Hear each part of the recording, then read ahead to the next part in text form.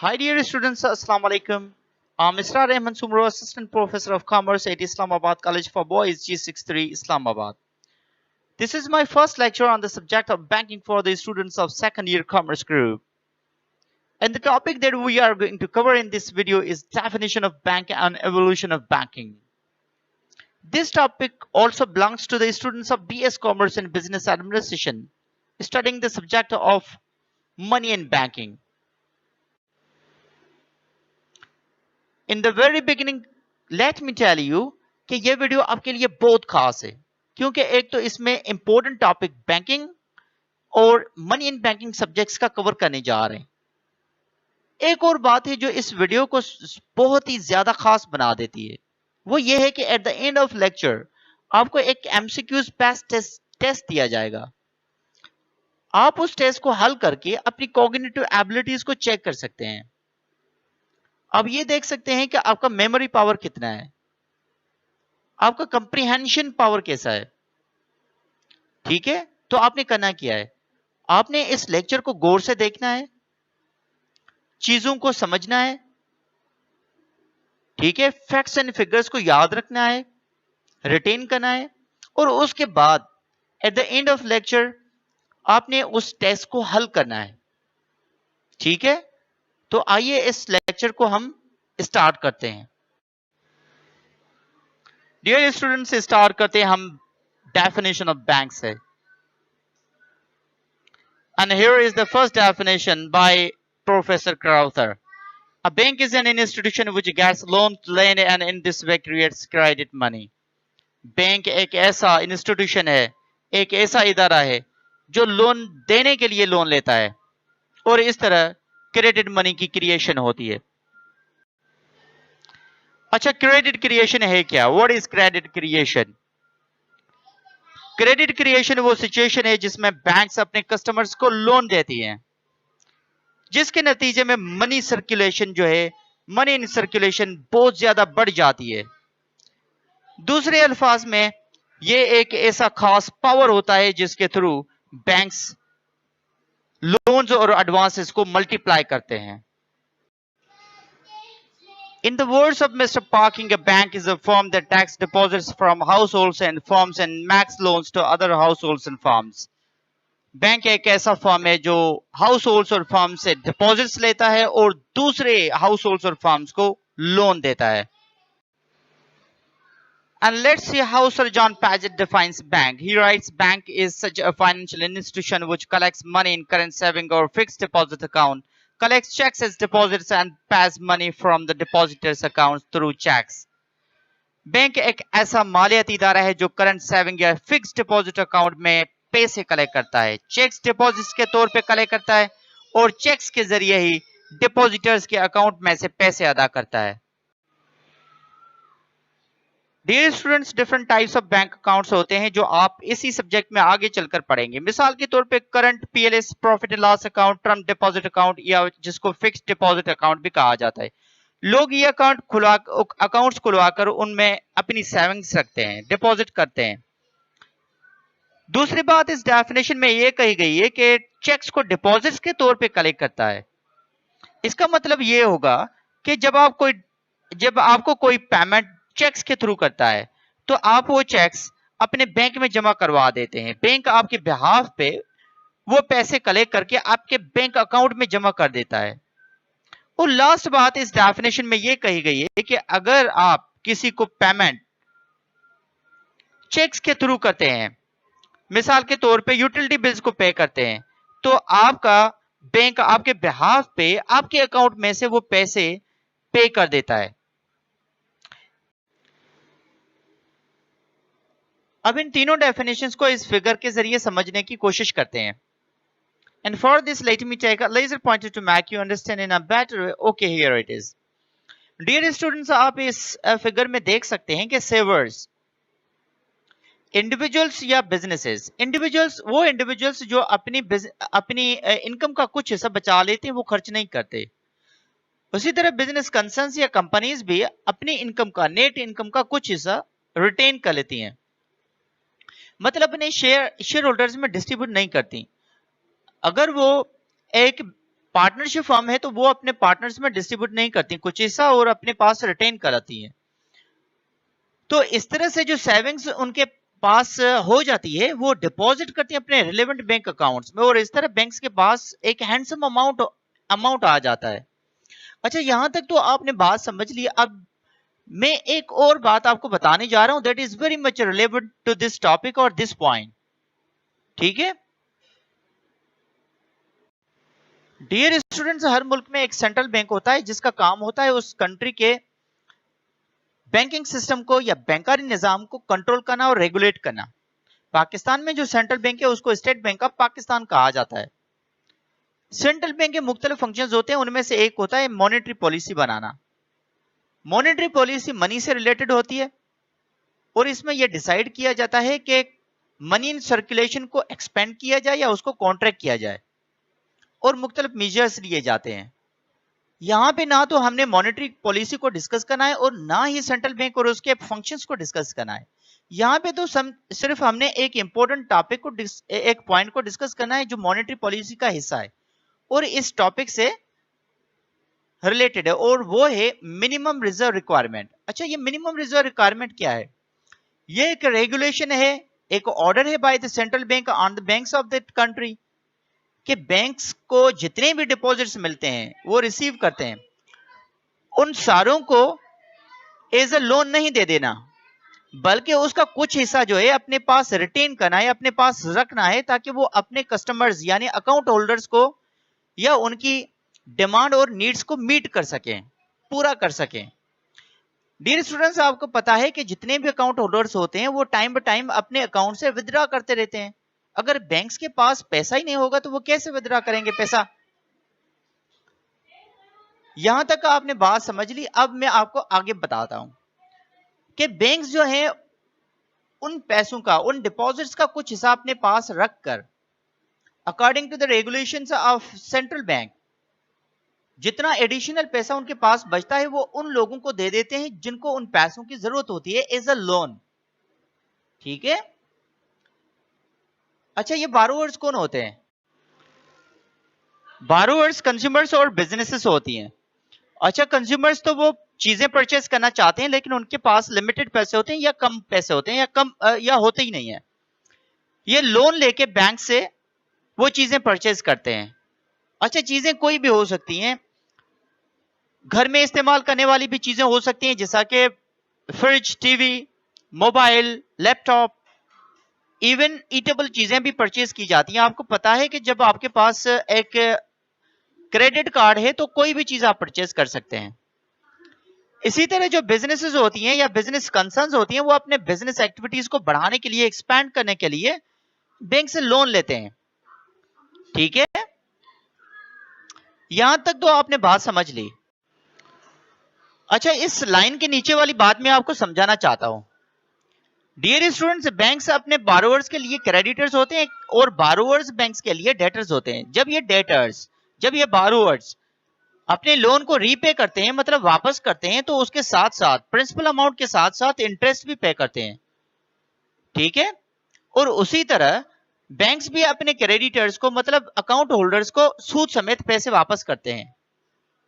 तो जो इंपॉर्टेंट बात है यहां पे आपको बताना वो ये है कि जो इंटरेस्ट बैंक्स अपने डेटर से लेते हैं वो इंटरेस्ट ज्यादा होता है उस इंटरेस्ट से जो बैंक्स अपने क्रेडिटर्स को देते हैं। ठीक है, और इन दोनों के जो बीच में डिफरेंस होता है वही बैंक्स के लिए इनकम होती है। ठीक हो गया। अब मैं यही बात एक मिसाल के जरिए आपको समझाना चाहता हूं। सपोज करें जो इंटरेस्ट रेट जिसके ऊपर बैंक ने अपने बारोवर्स को लोन दिया था वो था 20%, और जिस रेट पे बैंक्स ने अपने सेवर्स से लोन लिया था वो था 8%, और इन दोनों के बीच में जो डिफरेंस बनता है वो 12% होता है। तो ये जो 12% है ये बैंक्स के लिए इनकम है। डियर स्टूडेंट्स, अब हम लेक्चर के दूसरे पार्ट में दाखिल हो चुके हैं जिसमें हम एवोल्यूशन ऑफ बैंकिंग को स्टडी करेंगे। बैंकिंग की इर्तिका के मुख्तलिफ मराहल को बड़ी डिटेल में स्टडी करेंगे। तो पहली पॉइंट जो हम स्टडी करने जा रहे हैं वो है origin of the word bank. मैं आपको बताता चलूं कि स्कॉलर्स किसी एक राय पे मुत्तफिक नहीं है। बहरहाल दो राय बड़ी मशहूर हैं, तो मैं दोनों आपके साथ शेयर करता हूं। पहली राय तो यह है कि the word bank has been derived from the French word bank और इटालियन वर्ड बैंको, और दोनों की मीनिंग जो है वो एक ही है, वो है बेंच। डियर स्टूडेंट, जमाने कदीम में सौदागर या जरगर बेंच पे बैठ के जर का लेन देन क्या करते थे, और बैंकर अपने इब्तदाई दौर में सिर्फ जर के लेन देन तक महदूद हुआ करती थी। अगर कोई जरगर या सौदागर अपनी वाजबात अता करने में नाकाम हो जाता था, तो उनके कस्टमर्स तेज में आके, गुस्से में आके उनके बेंचेस को तोड़ दिया करते थे।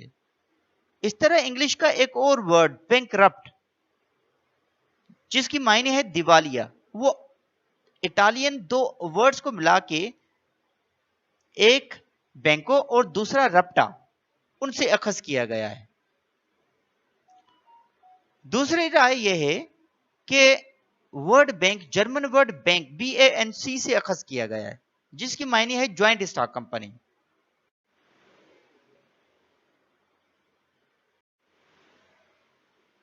अब हम बैंकिंग की इवोल्यूशन के जो है तारीखी पस मंजर को देखेंगे। तो पहले हम स्टडी करते हैं बेबीलोनिया को, मेसोपोटामिया, जिसको हम जदीद दौर में इराक कहते हैं। उसमें 2000 साल कबल मसीह बैंकिंग एग्जिस्ट किया करता था, उसके शवाहिद मिले। 1728 1728 to 1686 BCE, before common era, एक बादशाह थे किंग हमूराबी। उनका एक बड़ा रोल था इस हवाले से।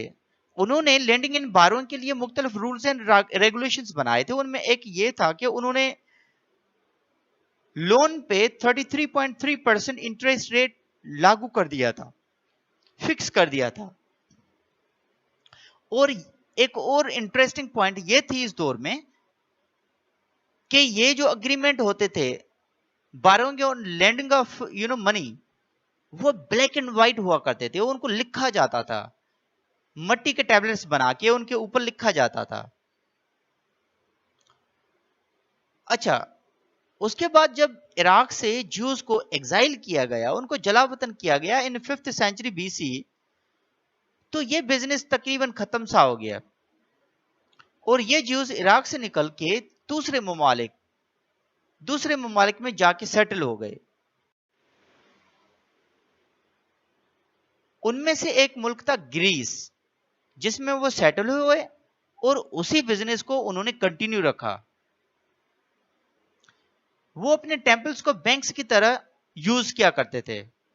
और ये याद रखें, ये बड़ी इंपॉर्टेंट पॉइंट है कि ये आम लोगों को कर्जा नहीं दिया करते थे, ये स्टेट को कर्जा दिया करते थे, अमीर लोगों को कर्जा दिया करते थे। ठीक है, ये दौर था 433 to 427 BC, और उसके लिए एक मैंने हवाला भी दे दिया यहां पे।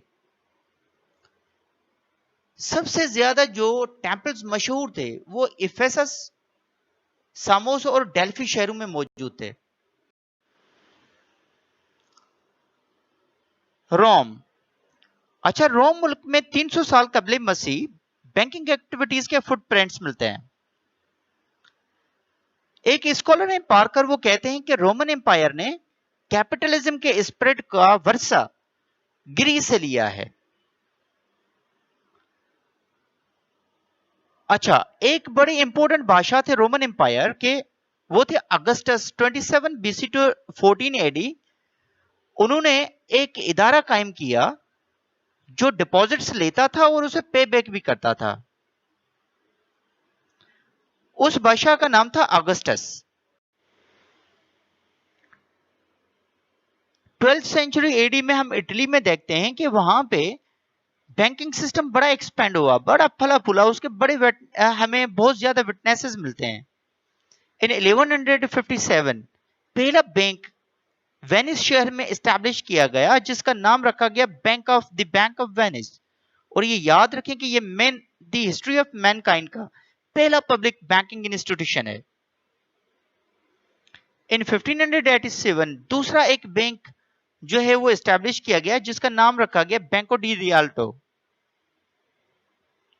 नेदरलैंड, जिसको हॉलैंड भी कहा करते थे, उसका पहला नाम हॉलैंड था, उसमें बैंक ऑफ एम्स्टर्डम 1609 में वजूद में आया।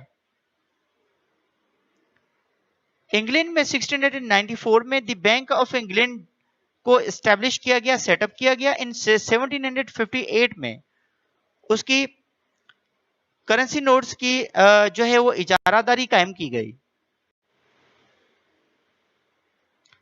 अब हम बढ़ते हैं सब कॉन्टिनेंट ऑफ इंडिया की तरफ। इंडो पाक सब कॉन्टिनेंट में हम देखते हैं कि बिल्कुल बेबीलोनिया की तरह 2000 बीसी में हमें एविडेंसेस मिलते हैं लैंडिंग ऑफ मनी के। और यहां पे ज्यूज तो नहीं थे, लेकिन यहां पे हिंदू साहूकार, महाजन और सेट्स वगैरह मनी लैंडिंग किया करते थे। आगे चलकर तुगलक डायनेस्टी में, तुगलक डायनेस्टी के एक बादशाह थे मोहम्मद बिन तुगलक। उन्होंने for the first time in सब कॉन्टिनेंट टोकन करेंसी को इंट्रोड्यूस करवाया। और ये करेंसी रॉयल मिंट से इशू की जाती थी। और ये याद रखें कि ये स्कीम उनकी फेल हुई दूसरे स्कीमों की तरह, लेकिन ये एक अनोखे किस्म का एक तजुर्बा था। उसके बाद फाइनेंशियल सिस्टम को डेवलप करने में शेरशाह सूरी और मुगल एम्परर्स का बड़ा हाथ है। मॉडर्न बैंकिंग का यहां पे सब कॉन्टिनेंट में जो आगाज हुआ वो बैंक ऑफ कलकत्ता के एस्टेब्लिशमेंट से हुआ। इसको एस्टेब्लिश किया गया 1809 एडी में। डियर स्टूडेंट्स, अब मैं आपको बताऊंगा प्रोफेसर जी क्राउथर की रिसर्च के बारे में कि वो क्या कहते हैं बैंकिंग सिस्टम की इर्तिका के बारे में। वो अपनी book N outline of money में लिखते हैं कि मॉडर्न बैंकर्स के 3 एंसेस्टर्स हैं। पहले तो है मर्चेंट्स, सौदागर। ये बिल्कुल ही पहली स्टेज थी। ये मर्चेंट्स या ट्रेडर्स खरीदो फरोख्त किया करते थे, मतलब ट्रेडिंग करते थे। सामान एक जगह से खरीद कर दूसरी जगह फरोख्त किया करते थे, दूसरे ममालिक में जाके या दूसरे शहर में जाके फरोख्त किया करते थे। अब आप अंदाजा लगा सकते हैं कि उस दौर में जब सोने और चांदी के सिक्के हुआ करते थे और जब डाकुओं की लूटमार बहुत ज्यादा हुआ करती थी, तो उस दौर में यह कीमती धातु की अशरफियां साथ ले जाना कितना रिस्की हुआ करता था। तो इस रिस्क को खत्म करने के लिए बड़ी रेपुटेशन वाले मर्चेंट्स दूसरे मर्चेंट्स या ट्रेडर से वो नकदी या सोना चांदी अमानत के तौर पे लेके या एक्सेप्ट करके उनके बदले में रिसीट्स या लेटर्स उन्हें इशू करते थे। उन रिसीट्स या लेटर्स का वैल्यू ये था कि उनको मनी ही तस्वर किया जाता था। डियर स्टूडेंट्स, एक इंटरेस्टिंग बात मैं आपको बता दूं कि जो मनी ट्रांसफर के लिए 2 इंस्ट्रूमेंट्स इस्तेमाल किए जाते हैं आजकल के दौर में, हुंडी और बैंक ड्राफ्ट। इनके फोर रनर्स भी यही मर्चेंट्स हैं। अच्छा, मैं इन दोनों के बारे में थोड़ा सा जो हिस्टोरिकल बैकग्राउंड है वो बता दूं कि किस तरह इनकी इब्तिदा हुई, हुंडी और बैंक ड्राफ्ट की। इन सौदागरों ने गैर ममालिक के ताजरों को अदायगी के लिए तहरीरी इजाजतनामे जारी किए और उन ममालिक में अपने जाने वालों और दोस्तों को हिदायत दी। क्योंकि मैं आपको पहले ही बता चुका हूं कि जो इराक से निकले थे यहूदी, वो मुख्तलिफ ममालिक में बस गए थे, तो उनके रिश्तेदार हर मुल्क में तकरीबन मौजूद थे, यूरोपियन कंट्रीज में।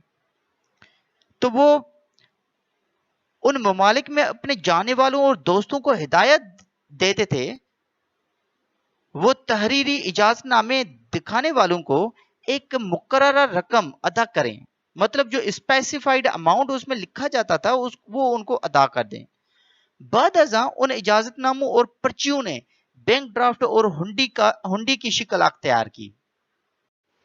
डियर स्टूडेंट्स, बैंकिंग की इर्तिका के दूसरे मरहले में जिन लोगों के किरदार को प्रोफेसर जी क्राउथर ने फाइंड आउट किया वो थे गोल्डस्मिथ, सोनार। सोनार बहुत ही फाइनेंशियली साउंड लोग थे अमीर थे, वो लोगों से कीमती अशिया, सोने और चांदी के पैसे अपने सेफ कस्टडी में रखते थे। उनको यहाँ पे खास तौर पे सब कॉन्टिनेंट में सेठ कहा जाता था। और सेफ कस्टडी में रखने के बाद उसके बदले में रसीदें इशू की जाती थी, रिसीट्स इशू की जाती थी। उन रिसीट्स को दिखा के वो अपनी अमानतें वापस ले जा सकते थे। वो जो रसीदें थी वो इवन मीडियम ऑफ एक्सचेंज और मीन ऑफ पेमेंट के तौर पे भी यूज होती थी। और बड़ी इंटरेस्टिंग बात ये है कि जो मॉडर्न बैंक नोट है ये गोल्ड स्मिथ से उसके फोररनर्स हैं। और थर्ड एंड लास्ट स्टेज में जिन लोगों का किरदार है वो थे मनी लेंडर्स। ये मनी लेंडर्स वही गोल्ड स्मिथ थे जो पहले अमानतें अपने पास रखी उसके बदले में रिसीट्स दिया करते थे। लेकिन बाद में उनको एक ख्याल आया कि जो अमानतें उनके पास पड़ी हैं वो तो फुजूल में पड़ी हैं, आइडल पड़ी हैं, क्यों ना उनको यूज किया जाए, आगे लोन के तौर पे दे दिया जाए ताकि उसके ऊपर मुनाफा कमा सकें। ठीक है, तो उसका जो है स्मॉल पोर्शन अपने पास रखी, बाकी जो एडिशनल हिस्सा था, जिस तरह से आजकल का जो मॉडर्न बैंक करता है जिस तरह, उसी तरह थोड़ा अमाउंट अपने पास रख के ताकि कस्टमर्स की डिमांड को मीट कर सकें, बाकी हिस्सा एज अ लोन दे दिया करते थे। ठीक है, और इवन उन्होंने ओवरड्राफ्ट फैसिलिटीज भी देना शुरू कर दी अपने डिपॉजिटर्स को। डियर स्टूडेंट्स, इसका नतीजा ये निकला कि वो बैंकारी निजाम, जो उस वक्त का बैंकारी निजाम था, वो बिल्कुल कंफ्यूज सा हो गया, कॉम्प्लिकेटेड सा हो गया। क्योंकि जब उन्होंने बैक वक्त में रिसीट्स भी देना शुरू कर दी और ओवरड्राफ्ट फैसिलिटीज भी देना शुरू कर दी, तो ये लाजमी सी बात थी कि वो अपने वाजिबात अदा करने में नाकाम होते। और ऐसा ही हुआ, जिसकी वजह से वो बैंकिंग निजाम, उस वक्त का बैंकिंग निजाम फेल हो गया और लोगों में मायूसी फैल गई। डियर स्टूडेंट्स, इसी वजह से बैंकिंग ऑर्गेनाइजेशन को रेगुलेट करने के हवाले से स्टेप्स लेने के लिए सोचा गया। और आपने इंग्लिश मुहावरा तो सुना होगा, necessity is the mother of invention, जरूरत इजाद की मां होती है। तो इसी नामे for the first time Nuremberg शहर में एक कॉन्फ्रेंस मुनाकिद की गई 1548 में, जिसमें स्टेट के ऊपर यह रिस्पॉन्सिबिलिटी डाली गई कि वो बैंकिंग और टेक्निक में बेहतरी लाए। और इसका नतीजा यह निकला कि दुनिया का पहला सेंट्रल बैंक, रिक्स बैंक, स्वीडन में एस्टेब्लिश किया गया इन 1668 and in 1694 bank of England वजूद में आया। इस तरह 19th सेंचुरी में मॉडर्न कमर्शियल बैंकिंग का आगाज हो चुका था। अब तो ईयर 2020 चल रहा है, इसमें कमर्शियल बैंक्स की एक्टिविटीज इतनी ज्यादा बढ़ गई हैं कि इसको मल्टी सर्विस ऑर्गेनाइजेशन कहा जाता है। बहुत सारी फैसिलिटीज दी जाती हैं, जैसा कि internet banking, mobile banking, telebanking, ATM, debit and credit card facility, customer care services, chequebook facility और बहुत ज्यादा। जैसा कि एक्सटर्नल ट्रेड के लिए लेटर ऑफ क्रेडिट इशू किया जाता है। डियर स्टूडेंट्स, इसके अलावा पहले तो सिर्फ एक ही तरह के लोन्स दिए जाते थे, अब बहुत सारे वेरियस टाइप्स ऑफ लोन्स दिए जाते हैं अपने कस्टमर्स को, जैसा कि industrial loans, agricultural loans, personal loans, mortgages, leasing और बहुत सारे, जैसा कि पेडे लोन्स और many more.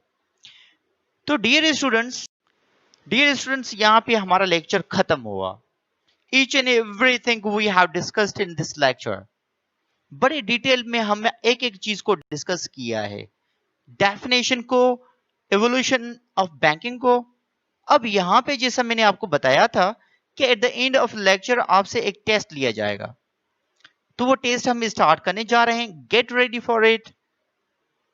And the first question is the book N outline of money was authored by Sir John Paget, Mr. Parking, Samuelson, Crowther. In Outline of Money book किसने लिखा है? उसका आंसर है Crowther, professor ji Crowther. Second question. Some authors opine that the word bank has been derived from dash word banco, which means bench. कुछ scholars opine करते हैं, उनका ख्याल ये है कि बैंक, जो वर्ड बैंक है, वो एक लैंग्वेज, किस लैंग्वेज के वर्ड बैंकों से लिया गया है, अखज किया गया है, जिसकी मायने बेंच है. ग्रीक, इटालियन, जर्मन और इंग्लिश. तो right answer is Italian. Third, the relationship between account holder and bank is how? Debtor and creditor, creditor and debtor, owner and employee, or none of these. अच्छा, account holder और bank के बीच में क्या relationship होता है? The right answer is creditor and debtor. Fourth question. Name the Sultan of Delhi who introduced token currency for the first time in subcontinent. वो कौन सा सुल्तान था दिल्ली का जिसने पहली मर्तबा टोकन करेंसी यहां पे इंट्रोड्यूस करवाई सब कॉन्टिनेंट में? मोहम्मद बिन तुगलक, अकबर, शेरशाह सूरी, सुल्तान Alauddin Khilji. Yes, it is Muhammad bin Tughlaq who introduced token currency. First and oldest central bank of the world is Dash. It was established in 1668. दुनिया का पहला और सबसे पुराना सेंट्रल बैंक कौन सा है? और इसकी एस्टैब्लिशमेंट हुई 1668 में. Bank of England, bank of Calcutta, Swedish रिक्स bank, Banco di Rialto. The correct answer is Swedish Riksbank. The forerunners of the modern banknote are considered to merchants, goldsmiths, moneylenders, or bankers. Modern banknote के forerunners किसको समझा जाता है? Goldsmiths are the forerunners of modern banknote. Bank of Venice. The first public banking institution was set up in 1157, 1587, 1609, 1694. The right answer is 1157.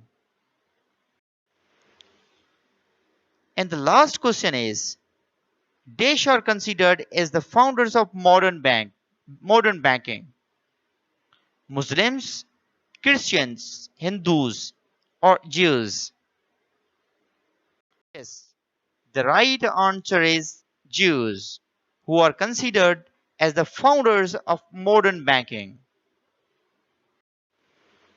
Thank you, dear students, for watching this video. You can give your feedback in comment section. Like and share this video with all your friends.